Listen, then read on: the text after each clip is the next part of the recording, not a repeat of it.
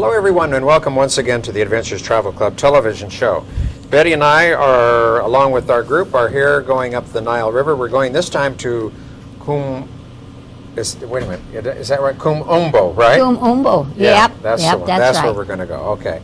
But listen, along the way, look, you can see that the Nile River here has actually divided and there's marshland in between. And Betty, look at all of the bamboo that's growing there. Yeah, the bamboo's great. I have it at home, but I know I have to be real careful of it because it has a tendency to want to take over everything. It And will. it looks like that's what's happened right here. It will take over. Do they use that, Marv? If they don't make furniture or stuff like that, though, there. I mean, this is just probably volunteer kind of stuff, maybe? Well, I'm sure that it probably is. You know, maybe somebody used it for a fishing pole. I don't know. No? I would suspect so. But you know, it's interesting. I found out one thing about bamboo. They will grow a certain amount of years and then it dies automatically. Oh, I don't think so. No, it does. Yeah, it does. Mine hasn't died. It's 10 years. Just wait. Just wait. It will. Really? That's I what got they a say. fence like. It will die after a certain amount Well, of years. now I where don't know did how you long. find this I found that out wonderful from piece a of bamboo wisdom? expert, a real bamboo expert. He Hey, bamboozled you, I think. that may be, I don't know. Betty, if you can't get your cow across the river any other way, this is the way to do it. Look My here. cow. Your cow. How about that? how I about don't really take a cow along with me, you know, when I go traveling. No, I know, but if know you did that. have, that would be the way to But get it see to how go. clever that is, really. Isn't it, though? Because, yes, they'll Yeah. always have control over it, and the cow can swim, I presume. But it won't float down because they can take the rope and pull it right back and keep control that way. Sure. We used to do that with our kids. Across the river? Not across the river, but you had a little harness. But Oh, I I had see. one that ran like crazy, and I was always afraid he'd run the street. I had a little harness on him, and he had freedom to move. All over the Whenever place, he huh? goes too far, boink, I jerk him back.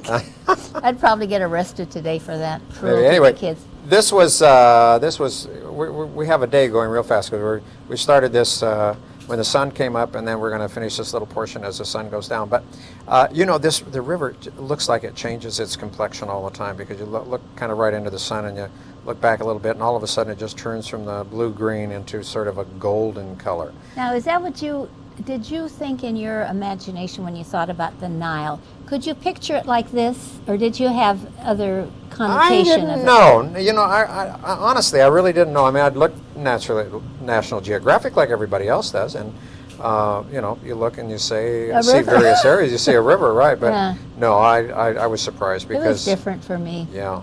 Look, and here's now somebody's taking some hay or, you know, maybe some feed for that cow down the river. I'm They not were sure. making hay while the sun shines. Right, and it's shining. Look at that. Isn't It's that beautiful? beautiful. Yes, Isn't yes. that just golden? Very so nice? tranquil. It is. Although it can be rough at times. Well, I suspect when the wind comes up, and Uh-huh. you know they get those Look tremendous storms. at you know. now. You Yeah. see, whoop. Well, they've got the wake from the boat, and there it is. But it's just very beautiful.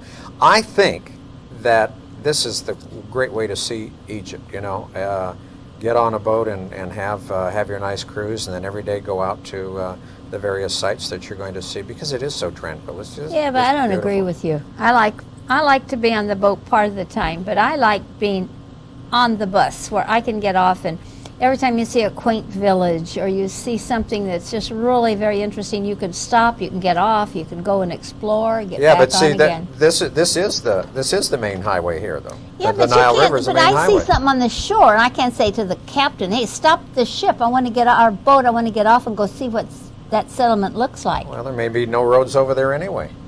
Oh, you just want to argue with me today. There may Now, be no just- roads over there anyway. I don't know. Maybe a trail for the cow. I don't know. Anyway, there's one of those beautiful feluccas that's going down the river. Isn't that beautiful? That's an exceptionally pretty one, isn't it? Oh yeah. They're later on we get a chance to ride in one of these, and I really think that these were great because the first time I went to Egypt, I didn't have the opportunity to do that, but we did this on this particular trip, and it was really nice.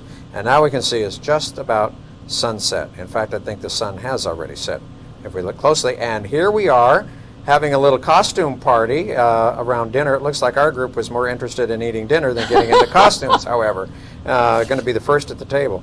But the men were all dressed up, mainly a lot of them in jalabiyas. They call this a jalabiya party, and some of the women had jilbabs on. Now, would for you the like women. to, for maybe we have some new viewers, Marv, that haven't tuned in on us before.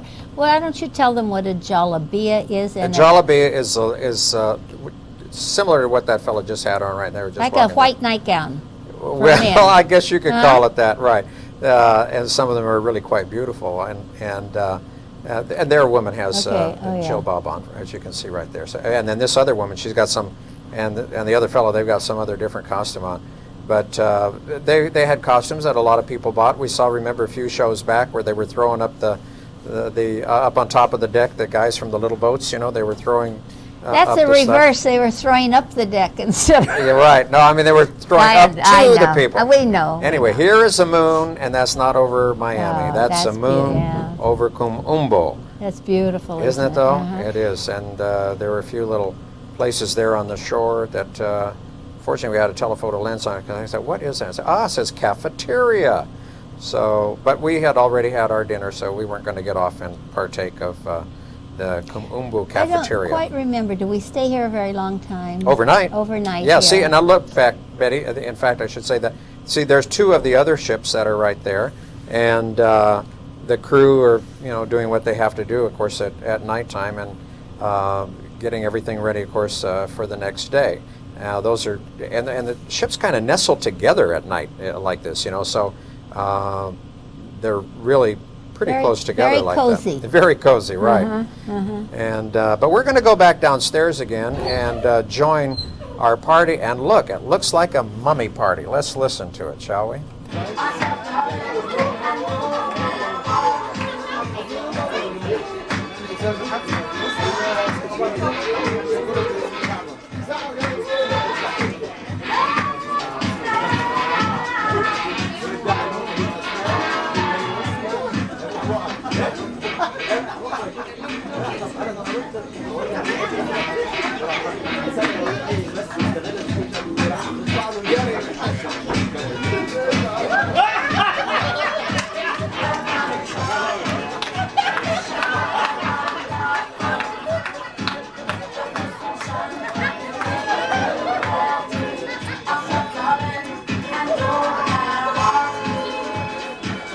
Go to the mummy and you will clap to them. The more you do, it's better the shape. Okay? Not the mummy. The first mummy.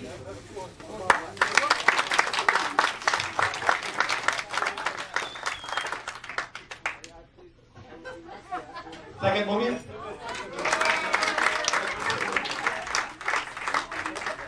The third mummy.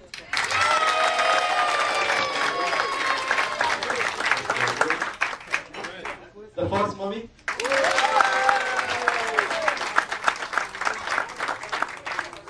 So you choose. This is number one. This is the first mummy, and this is number two, the second, the third, and the fourth. I have presents for you all for your participation. Thank you, coming for your first.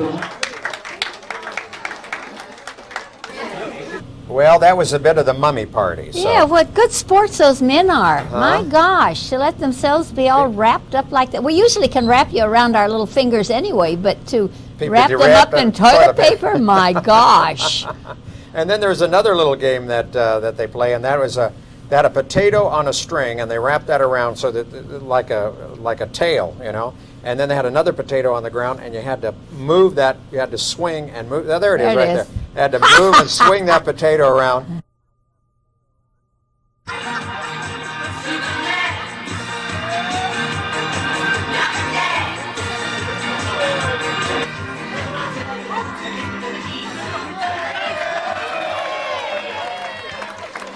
Well, that guy was a real winner there, wasn't he, huh? Yeah, that's fun. That's hey, did you buy any of these things? I noticed they were on the ship. Well, I didn't buy them there, but if you remember, I did buy a necklace in Cairo. Uh-huh. And it is a replica of one of the jewels that were found in one of the sarcophagi. And I haven't worn it, but it's just beautiful. And it was very inexpensive, or I wouldn't have bought it. But no, I haven't worn it yet.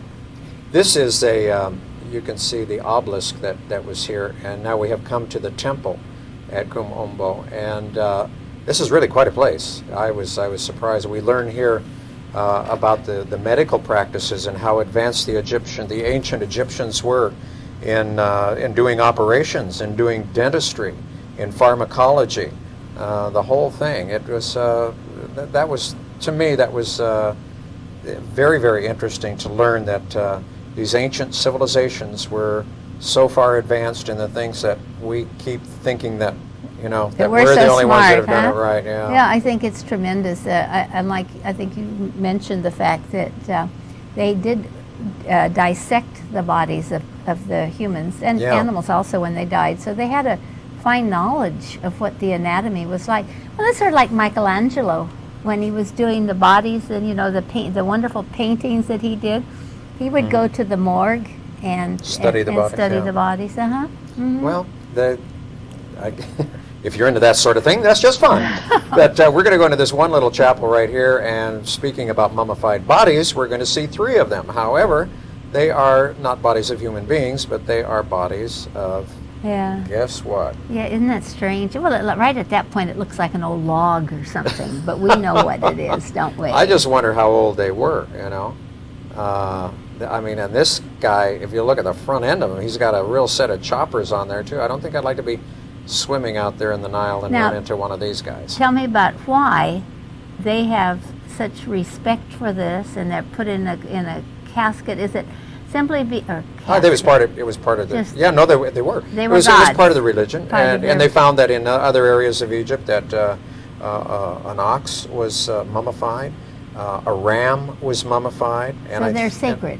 They yeah, were they were sacred. sacred. Evidently, I'm not sure, but evidently to the particular areas where they were here. Look at these carvings, aren't these beautiful? Yeah. I mean, everywhere. And yeah. they're in such good state of preservation. You'd think that erosion would have erased a lot of. Well, I guess it has a lot of it. Yeah, but- without rain and that sort of stuff. But let's listen to our guide now as he explains a little bit more about Komombo.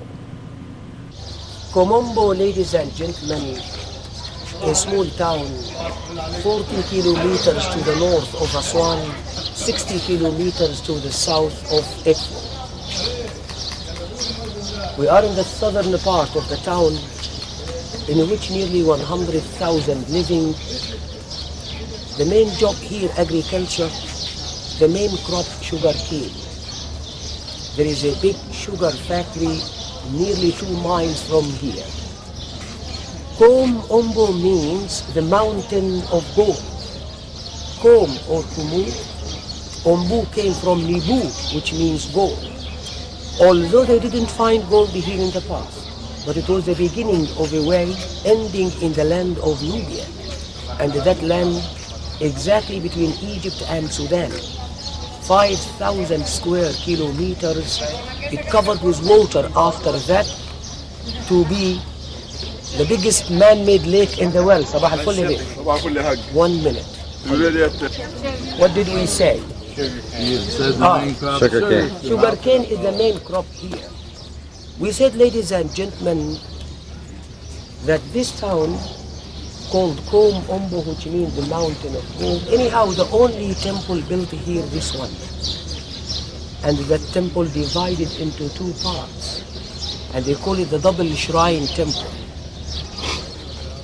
One dedicated to Sobek the crocodile god, the god of the Nile, protection, fertility, and one dedicated to Harwiris, the falcon god, the young Horus, the god of the morning sun, rising sun. 200 BC till 200 AD, it's time. Everything here fell down and covered, and they worked it from the beginning of the century till 1929 to clear and to restore it. Unfortunately, more than half of its stones were not found. We will see on the walls few seals outside, and they are less than 1 meter, like here. This is the pile. You saw it before, less than 1 meter high. On the other side, less than 2 meters. The columns lost their capitals. No roof inside, just few slabs. But we can see some very interesting reliefs, especially reliefs in that half of Sobek the crocodile god. Look at the 2 entrances, and each one of them leading to the Holy of Holies. An entrance leading to the first hypostyle hall of columns. An entrance leading to the second, to the third place, the antechamber rooms. And at last we can see the Holy of Holies, which is destroyed. The roof, the place of the sacred book of the book. Well, it's amazing, Betty, to see that when he said that there wasn't anything left standing, and that I guess they've had to put a lot of this back together again. But like you say, how these reliefs actually look so, so fantastic and so great. And that there was a roof that did cover that whole area. But there are several courtyards as we see as we go in toward what would, as he explained, would have been the Holy of Holies, which would be right down the center aisle, I guess, in the end chapel there. But and that was totally destroyed, he said too. But well, and here we can see there's a plaque there in French, one of the tell French us what explorers. It says. Oh, it just went on by so fast. I'm so sorry. Yeah, these carvings that we see, Betty, both on the columns, and then of course as we get into each side of the courtyards here, the fine detail that you can see, and look even with the woman, the braids that you see in the hair. Mm-hmm. Isn't this incredible? And they all tell a story. I mean, for the people at that time, they knew exactly what everything there represented, and it was so important to them, and it was a religious experience for them, as it foretold some of the things by the carvings. Well, I think that's why you really, when you go to visit Egypt today, you really do want to have a guide, because they've studied this and they know, of course, what it all means and what it's all saying. And there is so much of it. This is the thing. Thank goodness so much of it's still in good, state of repair, and that it hasn't been. Although when the Romans and the Greeks came through, they did a little bit of graffiti on some of these things too. But fortunately, they didn't do a whole bunch. All right, look at those cartouches there. Yeah. Now, what does those were the builders? Each one. Yeah. Now, and remember what a cartouche is for those that might have just tuned in. A cartouche is your name, and it's done in the hieroglyphics. Do you call that the alphabet, or do you call it the hieroglyphics? It was done in hieroglyphics, right? But it's done and there's a symbol for every letter of the alphabet. Right. And they call it cartouche, and most tourists, when they go to Egypt, will buy a cartouche. That's right, of their name. So you have something nice to remember Egypt by. Mm-hmm. Second, the Hall of Columns next, and more places, and we see scenes inside. Well, he was certainly right, because there were more places going inside here in the main corridor, and then later on we'll go outside around some of the other areas as well. But again, it amazes me how good repair that so many of these carvings are, and he's going to explain to us about these over here on the side right now. We can see here the goddess Seychelles, the scribe goddess, the goddess of wisdom, the wife of Tot, followed by Harwiris, the falcon god, who's wearing a double crown. And we look at the rest of the place, destroyed. That was roofed. And when we proceed to the second one. Now these are really, really fine condition here that we see, Betty, both on. But you can't see, there were some that were destroyed, but there you can see the falcon god. And as we look up here now we see some of the things that we had talked about earlier with the various the head dress that we saw. The falcon head dress, yeah. And then the one with the two horns and the sun. But this is something interesting here. Now these were actual paintings that were on the ceiling, and trying to get a good shot of this. I'm just amazed that even some of these, after centuries and centuries and centuries, that some of these colors are still there. Now they're not as bright as the colors that we saw in some of the tombs, but these are exposed to daylight every day, and I mean, this is just incredible. And they had to get up there and do it, didn't they? No, Yeah. do you think they did it after the fact, or? I would think or- so. Yeah, I would think Be so, hard because I to- think everything would have been in place, and then the and then did painters it. would, Like the artisans would have come Michelangelo, up. you get on your back and lay up there and do it, huh? Because, well, that's the way it'd have to be done. Sure. Well, now we didn't get into that area where the Holy of Holies is, because he said that was just totally destroyed. But we're going to go around here, because on the back of where the Holy of Holies was, we're going to see a lot of these inscriptions that prove how advanced the ancient Egyptians were in the art of medicine. And this again was something new to me. Of course, I had not had studied about Egypt that much, but all you have to do is just go there, huh? And Yeah. you sure do get exposed to it fast. But you know, I found out more when I got home, because then I got so interested in it. I went to the library, Uh-huh. and in reading it, it brought it all back, and I had a better understanding because of what it was that I saw. Not that I know it very well, but I have a better understanding. Well, there's so much to Yeah. understand. Let's listen a little bit more to our guide as he explains some more interesting things. Greco-Roman time, and that is their influence. They had culture, they had temples, they had civilization, they knew gods and goddesses. So when the two mixed, something different appeared, or something from that and that. We will see here just few minutes waiting for our turn.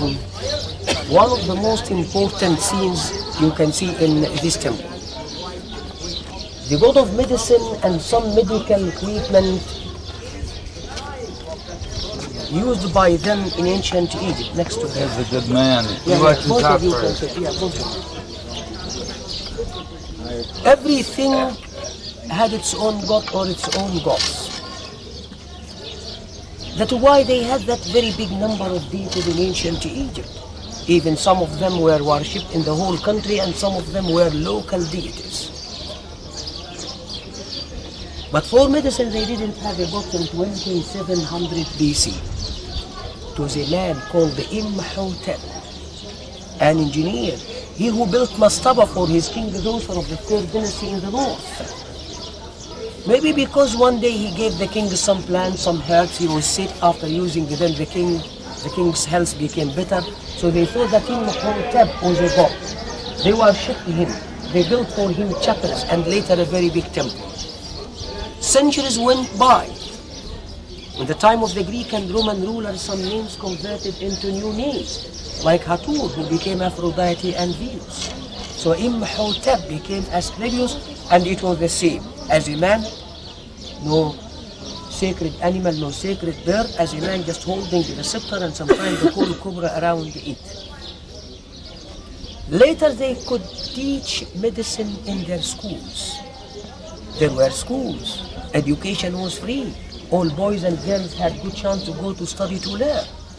They taught them how to read and write hieroglyphics, arithmetic, religious subjects, because they were in need of those well-educated people to be scribes, to be priests, to be generals, ambassadors, governors, at last doctors, who were everywhere, in towns, in villages, in the quarries, in the court of the king, and they sometimes sent them to help the neighbors, and sometimes the neighbors came to ask for the help of the Egyptian doctors. Surely they faced difficult cases. Unknown case called the enemy. It means evil spirit invaded that body. So that one was given an amulet or a piece of paper on which written something by the chief doctor in the temple. Next they started to teach it on a big scale, and surgery appeared. That's why we came here to show you some medical equipment used by surgeons illustrated in this corridor. If you follow me, we see them. Now I think that they Well, here we can see the various instruments, and there's some various knives here and tweezers, there's scales, there's different types of measuring devices here, and even looks like forceps up there as well. This is really something. In fact, this whole area back here where you could see all of the things that had to do or had to deal with medicine. What did they use for anesthetics? Did he talk about that at all? No, he didn't. I don't recall hearing it. I would That's, suspect, though, they had something. I they mean, if better have. I look at those knives and I see what kind of instruments they have. Oh, I hope that they had something. These medical equipment made in copper, bronze, gold, silver. Some of them in some museums. The second evidence, some mummies were found on them, successful surgical operations on bones. They had specialization. They had eye doctor, done tests. Some mummies were found with their golden and silvery teeth. Behind that, an important religious matter. That was the mummification. we know that everybody should be mummified, whoever that one was, except for slaves. Since the beginning of the pharaonic time, 3200 BC, they started to mummify the dead. And the embalmer had to make a long cut in the left side of the body to take out the entrails, and that gave them good chance to see them, gradually to know their functions, to know where exactly they are. This is the stomach, it could be taken off. The liver was taken off. The heart, it had to stay in its place. Pharmacology also appeared in hundreds of kinds of drugs they knew, and they left a lot of scrolls of papyrus on them, big lists, and before each one of them cases in which they were needed. And as for the mummified crocodiles, it was a very interesting religious custom they had to mummify the sacred animal, the sacred bird, the sacred reptile. And they brought some to temples where they were worshipped, keeping them in a special place, and some had to take care. And when one died, they mummified it, and they put it in a coffin to be carried by some priests going around praying, reciting at La Pavilion of that one. Here, crocodiles. In 1898, Sir Flinders Petrie found some mummified bulls in Saqqara. In the beginning of the century, they found some mummified rams in Aswan, the sacred animal of the god Kunul. In 1880, Mariette found some mummified falcons, the sacred bird of Horus. So it was usual thing to find here crocodiles. But because crocodiles are difficult thing to deal with, they made a big well around which many people, so after catching some small crocodiles from the river, perhaps the shore was suitable for their coming, they put them there and some had to take care. When one died, it was the same story. And next to it another small well, the nilometer of the temple, to measure the level of the water so as to decide how much taxes farmers should pay. That is Komombo Temple of the two, Sobek and Harwiris. And I think you noticed one more thing, the way to connect the stones. That's what we call dovetail joints. They put the two pieces facing each other, as you can see here, hole, and here a piece of wood to connect them. Well, that was Komombo, and we hope that you enjoyed that. Betty, you have some exciting trips coming up for us, so if people are interested, all they have to do is give you a phone call at 488-7443. And we're going to see you next time, so until then, we'll say bye-bye. Bye-bye.